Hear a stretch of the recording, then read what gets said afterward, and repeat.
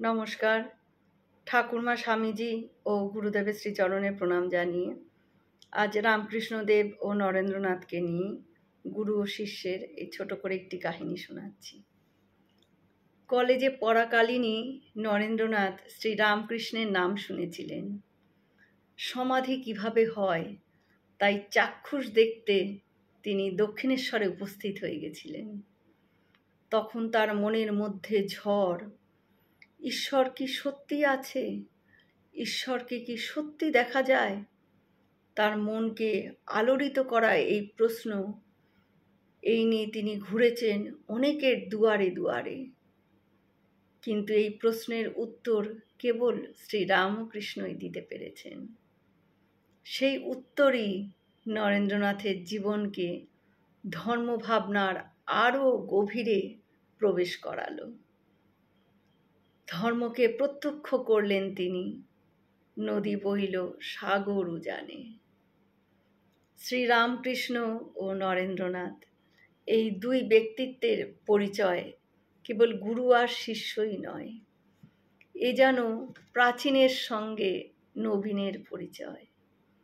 সুবোধ শিষ্যের মতো মাথা পেতে সব কিছু গ্রহণ করতেন না নরেন্দ্রনাথ। গুরুকে যাচাই করে নিতেন প্রতি মুহূর্তে। নরেন্দ্রনাথের যুক্তি বলতো, আপনি যা দেখেন আপনার ওসব মাথার খেয়াল। যুক্তি থেকে এক তিলও সরে আসতে চাননি নরেন্দ্রনাথ। শ্রীরামকৃষ্ণকে যুদ্ধ করতে হয়েছিল তার সাথে এই তেজি ঘোড়াটিকে বশে আনার জন্য। কি অলৌকিক অভিজ্ঞতায় শিষ্যকে তিনি সমৃদ্ধ করেছিলেন তা ইতিহাসের অজানা।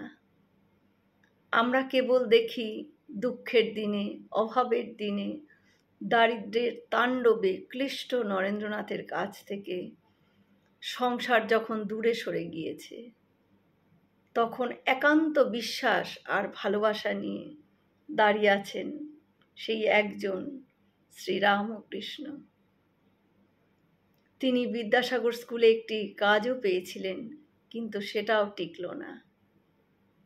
তখন শ্রীরামকৃষ্ণ কাঁদতে কাঁদতে নরেন্দ্রনাথকে বললেন, তোর জন্য আমি দুয়ারে দুয়ারে ভিক্ষা করতে পারি যে রে। এই অলৌকিক ভালোবাসা দিয়ে বেঁধেছিলেন নরেন্দ্রনাথকে। তারপর শিল্পীর সুনিপুণতায় তারই ভিতর থেকে তৈরি করেছিলেন যুগ ধর্ম প্রবর্তক বিবেকানন্দকে।